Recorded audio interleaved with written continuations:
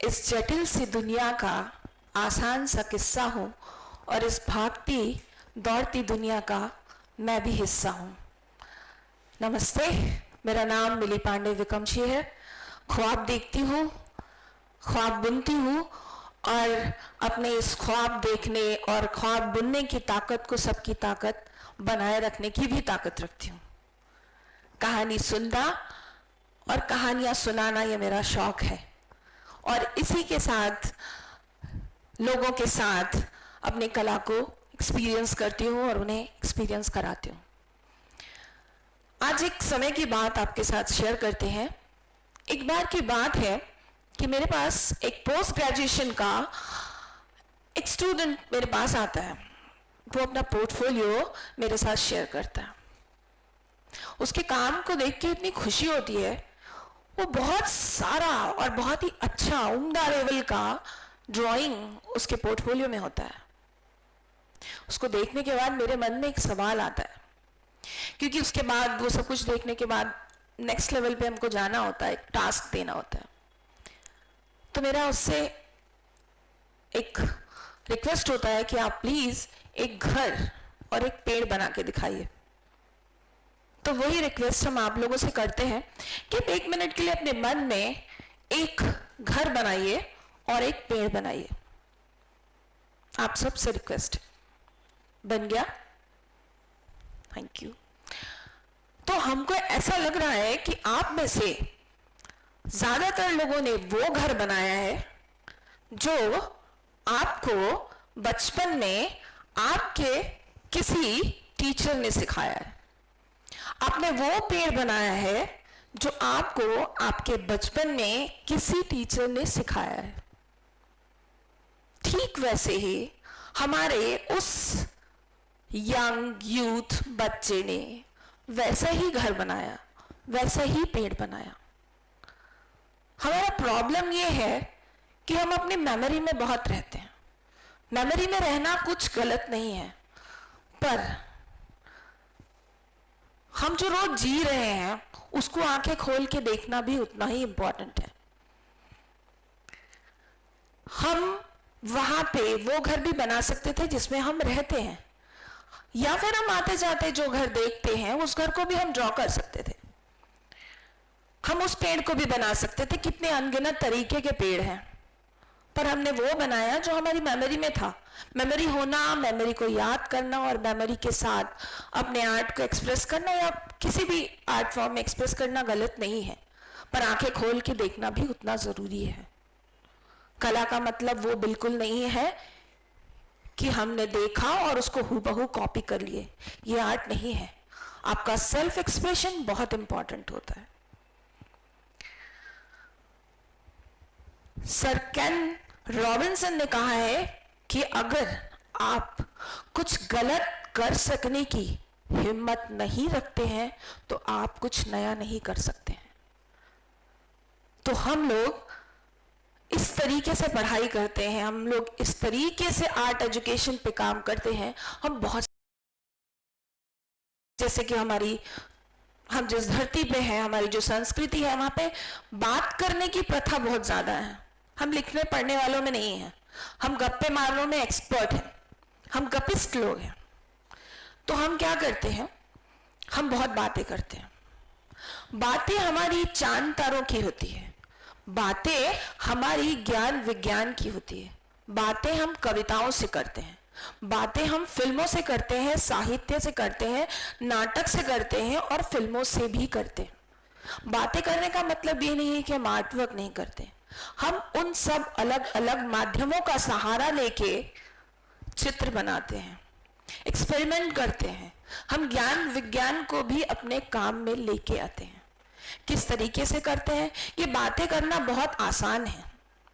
जब हम कॉपी करने की बात करते हैं या फिर किसी चीज को हूबहू बना लेते हैं तो हम कुछ नया नहीं कर रहे होते हैं। बहुत भीड़ है, बहुत सारे लोगों की भीड़ है, हम दिखाई नहीं देंगे, हम खो जाएंगे। जब तक कि हम अपने सेल्फ एक्सप्रेशन को पूरी तरीके से एक्सप्रेस नहीं करेंगे तो हम भीड़ से अलग नहीं दिखेंगे। और बस वही कराना मेरा काम है। हर बच्चे के साथ, हर वो यूथ, हर वो युवा के साथ हम लोग बातें करते हैं और बातें करके उनको नया रास्ता दिखाते हैं और हम हर बार हर नए तरीके से काम करते हैं। ये तो हो गई बड़ी बड़ी बातें, पर हम करते क्या है, करते किस तरीके से? होता ये है कि जब हम लोग काम करते हैं, क्रिएटिविटी का मामला थोड़ा सा पेचीदा है।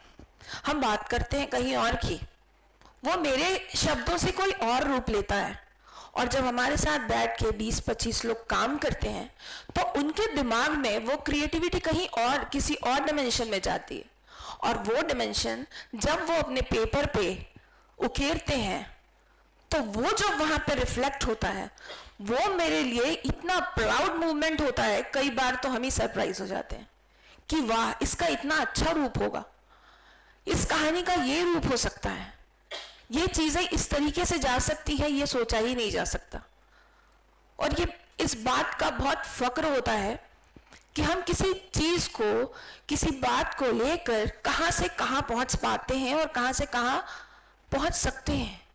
और ऐसा नहीं होता है कि मेरी बात जहां पे खत्म होती है वहीं पे चीज खत्म हो जाती है।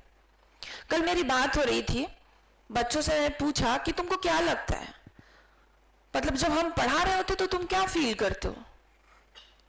तो कुछ लोगों ने बोला कि आप जब कुछ बता रहे होते हैं तो कुछ दिमाग में अलग चलता है, पर उसके बाद जब आप बात करते हैं तो कुछ और ही मिलता है, वो बियॉन्ड द लिमिट होता है। फिर एक ने बोला, आप जब बात करते हैं तो काफी संस्कृति के साथ लगता है, हमको चीजें जुड़ी हुई लगती हैं। एक ने बोला कि ऐसा लगता ही नहीं है कि कोई मेंटर पढ़ा रहा है, हमारी इतनी अच्छी बॉन्डिंग होती है। एक ने बोला कि आप, ऐसा लगता है कि हाथ पकड़ के किसी अंधेरे कमरे में ले जाते हैं और छोड़ देते हैं और बोलते हैं अपना रास्ता तुम खुद बनाओ। तो ये सारे आंसर मेरे लिए बहुत अवार्ड होते हैं और बहुत फक्र होता है हमको ये बात सोच के कि मेरे पढ़ाने से, मेरे इस तरीके से हम जब क्रिएटिविटी की बात करते हैं, हम उनको उनसे मिलवाने की बात करते हैं, हम उनका उन इनर सेल्फ निकलवाने की बात करते हैं, तो वहां पर हम देखते हैं कि हमने बहुत अच्छे आर्किटेक्ट, बहुत अच्छे डिजाइनर, बहुत अच्छे आर्ट स्टूडेंट, बहुत अच्छे इंसान बनाए हैं। और बहुत फक्र होता है कि हम बात करते हैं, बातों में हम साहिर लुधियानवी को जानते हैं। आज का जनरेशन साहिर लुधियानवी को जानता है, मोहनदास करमचंद गांधी को जानता है, कहानी के रास्ते से। वो रियल एथिक्स को जानते हुए, अपनी कल्पनाओं की उड़ान भरते हुए वो चित्र बनाते हैं जो उनका स्किल होता है। और ये इतना आसान नहीं है कि हम जो चाहते हैं वो एप्रोप्रिएट हम निकाल सके अपने पेपर पे। ये एक बहुत टाइम लेने वाला प्रोसेस है, जिसमें हमको बहुत सारी पेशेंस रखना पड़ता है। हम आज किसी अलग विधा से काम करते हैं तो हम कल किसी अलग विधा से काम करते हैं। हमने हिस्ट्री ऑफ आर्ट को समझने के लिए एक एक्सपेरिमेंट किया, जिसमें हमने एक स्टूडेंट को एक एरा बनाया और वो सारे लोगों ने अपने अपने एरास को पढ़ा और उन सारे एरास को मिलाकर हमने एक ड्रामा क्रिएट किया, जिसमें मेसोपोटामिया से लेकर गुप्ता पीरियड, ये सारे लोग आपस में एक दूसरे से बात कर रहे थे। हम बात करते हैं यहाँ पे आर्ट प्रैक्टिस की अलग अलग विधाओं से, क्योंकि बहुत अच्छा लगता है कि हमारे बच्चे रविन्द्रनाथ टैगोर को भी जानते हैं। ये युवा आज शेक्सपियर के बारे में भी समझता है और अपने रूट को भी समझता है, जो कि बहुत इंपॉर्टेंट है। हमारी तो संस्कृति में ही कहा गया है कि साहित्य, संगीत, कला विहीन पशु के समान है, साक्षात मनुष्य पशु समान। तो मेरी यही कोशिश रहती है कि हर वो यूथ जो मेरे पास आए वो अपने इनर पावर को समझे और अपने इनर पावर के साथ डेवलप हो और हम उसको डेवलप करा पाए। और कराते हुए, देखते हुए आज दुनिया भर में मिसाल है हमारे पास जो यूथ है। मेरी बात को आगे बढ़ाने के लिए एक कविता आपके सामने सादर करते हैं, जो मेरी ही लिखी हुई है और मेरी ही ये सारे एक्सप्रेशन को आपके सामने लेके आएगी, जो हर कोई अपना समझ सकता है। कि उड़ जाने दो मुझे अपनी मन के उड़ान के साथ, छू लेने दो मुझे वो जहां जो मैं देख पाता हूं, छू लेने दो मुझे वो जहां जो मैं देख पाता हूं, और भर लेने दो मुझे उन कल्पनाओं में रंग जिन्हें मैं देखना चाहता हूं। देखने दो उन बादलों को मुझे जो मैं देख पाता हूं अपनी तरह से, हाँ अपनी तरह से। बनाने दो मुझे उनमें किस्से कहानियां, और बुनने दो उनमें रिश्तों का ताना बाना। भरने दो अपने अरमानों को उनमें रंग, और हाँ मैं मेरा कुछ पल अपना कर लूं जहां से मैं देखूं खुद को दुनिया से अलग रहकर और दुनिया के साथ भी।